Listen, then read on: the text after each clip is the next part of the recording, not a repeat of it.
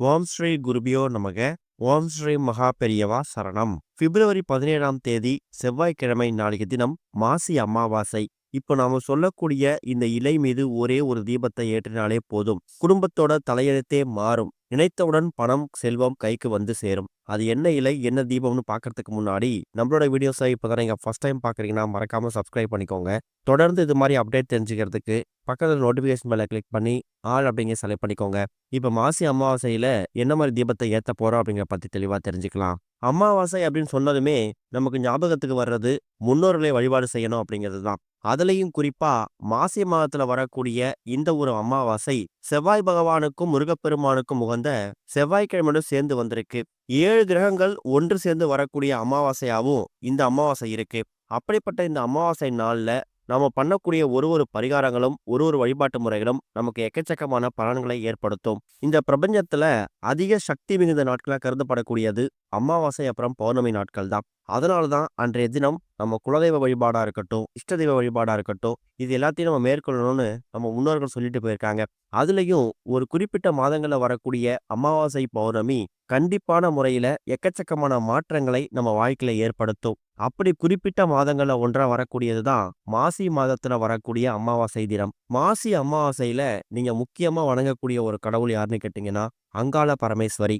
உங்க வீடு பக்கத்துல அங்காளம்மன் கோவில் இருந்துச்சுன்னா, கட்டாயம் அன்றைய தினம் நீங்க கோவிலுக்கு போயிட்டு அம்மனை தரிசித்து முடிஞ்சா அர்ச்சனை பண்ணிட்டு வரலாம். அப்படி ஒருவேளை அங்காளம்மன் கோவில் பக்கத்துல இல்ல அப்படிங்கிறவங்க அத பத்தி கவலைப்படாம, உங்க வீடு பக்கத்துல என்ன அம்மன் சன்னதி இருக்கோ அங்க போயிட்டு நீங்க தாராளமா வழிபாடு செஞ்சுட்டு வரலாம். மாசி அமாவாசைக்குரிய அந்த அமாவாசை திதி அப்படிங்கிறது திங்கட்கிழமை பிப்ரவரி 16ஆம் தேதி இன்னைக்கே ஆரம்பிச்சிருச்சு. பிப்ரவரி 16ஆம் தேதி இன்றைய தினம் மாலை 6:27 மணிக்கு ஆரம்பிக்கக்கூடிய அமாவாசை திதி செவ்வாய்க்கிழமை நாளைய தினம் மாலை 6:30 வரைக்கும் இருக்கு.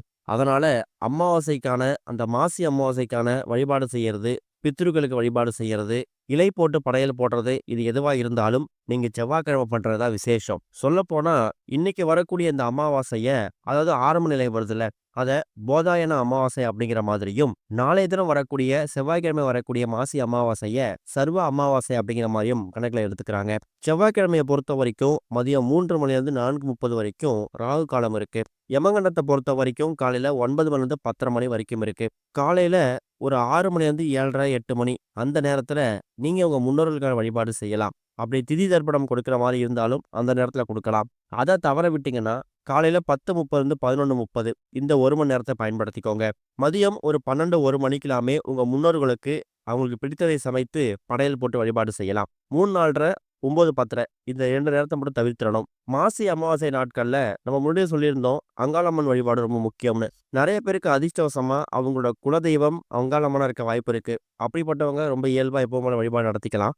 அப்படி ஒருவேளை அங்காளம்மன் வணங்கிட்டு உங்க குலதெய்வம் அங்காளம்மனா இல்ல அப்படிங்கிற பட்சத்துல நீங்க அதை பத்தி கவலைப்படாம உங்க குலதெய்வம் என்ன இருக்கோ அந்த குலதெய்வத்தையும் சேர்த்து வணங்கணும். ஏன்னா மாசி அமாவாசை அப்படிங்கிறது முன்னோர்கள் வழிபாடு. அது போக அங்காளம்மன் வழிபாடு கூடவே குலதெய்வ வழிபாடு ரொம்ப முக்கியம். முடிஞ்சா மாலை ஒரு 6, 7 மணிக்கு மேல உங்க வீடு பக்கத்துல கோவிலுக்கு போயிட்டு எல்லா விதமான கடவுளையும் தரிசனம் பண்ணிட்டு வாங்க. இப்படிப்பட்ட பல மகத்துவம் வாய்ந்த இந்த ஒரு மாசி அமாவாசை தினத்துல நம்ம பண்ணக்கூடிய பரிகாரங்களும் வழிபாட்டு முறைகளும் நமக்கு வாழ்க்கையில பல மாற்றங்களை ஏற்படுத்தும். எந்த ஒரு கோவிலுக்கு போனாலும் நம்ம சாதாரணமாக கோவில்ல போயிட்டு இறைவனை வணங்கிட்டு வர்றதை விட ஒரு தீபம் ஏத்தி வச்சுட்டு வணங்கிட்டு வர்றது நமக்கு கூடுதல் பலன்களையும் திருப்தியையும் கொடுக்கும். அதுக்கு இந்த மாசி அமாவாசை விதிவிலக்கு இல்ல அப்படிங்கிறத நீங்க தெரிஞ்சுக்கணும். நாளைய தினம் இந்த ஒரு இலை மீது ஏற்றக்கூடிய இந்த ஒரே ஒரு தீபம் உங்களோட எல்லா விதமான தோஷங்களையும் நிவர்த்தி பண்ணி அதிரடி பணவரவை ஏற்படுத்தக்கூடிய அற்புதமான ஒரு தீபமாக மாறப்போகிறது. செவ்வாய்க்கிழமை வந்திருக்கக்கூடிய செவ்வாய் பகவானுக்கு உகந்த அன்றைய தினத்துல வரக்கூடிய அந்த மாசி அமாவாசை இருக்குல்ல, அதை அங்காரக அமாவாசை அப்படிங்கிற மாதிரி அழைக்கிறது உண்டு. அப்படி செவ்வாய் பகவானுக்கும் முருகப்பெருமானுக்கும் ரொம்ப உகந்த இந்த செவ்வாய்க்கிழமையில வந்திருக்கக்கூடிய இந்த நாள்ல செம்பருத்தி இலை மீது ஒரே ஒரு தீபத்தை நீங்க ஏற்றி வைக்கணும். செம்பருத்தி இலையோட மகிமையை பத்தி நம்ம எல்லாருக்குமே தெரியும். செவ்வாய் கிரக தோஷம் அதிகமா இருக்கக்கூடியவங்க செம்பருத்தி இலை பரிகாரத்தை அதிகமா பண்ணலாம். அதுலயும் முருகப்பெருமானுக்கு சமர்ப்பிக்கக்கூடிய மலர்கள்ல இந்த செம்பருத்தி மலர் ரொம்ப உகந்தது. அந்த செம்பருத்தி மலர் கிடைக்கக்கூடிய அந்த செடியிலிருந்து கிடைக்கக்கூடிய அந்த இலை இருக்கு இல்லையா, அது ஒரு தோஷ நிவர்த்தி பொருள். காரியத்தடை நீக்கியாவும் இந்த ஒரு செம்பருத்தி இலை பயன்படுது. செம்பருத்தி இலை எவ்வளவு எடுத்துக்கிட்டாலும் பரவாயில்ல. தீபத்தை முடிஞ்சா மாலை ஒரு 6:30க்குள்ள ஏத்திருங்க.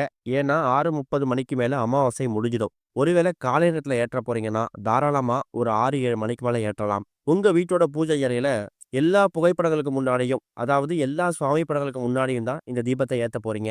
சின்னதா ஒரு தட்டுல ஒரே ஒரு கைப்பிடி அளவு செம்பருத்தி இலை, எவ்வளவு பறிக்க முடியுதோ அத பறிச்சு எடுத்துட்டு வந்து, அத கழுவி சுத்தப்படுத்தி, அந்த இலைகள அந்த தட்டு மேல பரப்பி வச்சுக்கணும். குறைந்தது ஒரு 8 எண்ணிக்கையில இருக்க மாரி பார்த்துக்கோங்க. அதுக்கப்புறமா அதுக்கு நடுவுல ஒரே ஒரு மண் அகல்விளக்கு வைத்து தீபம் போடணும்.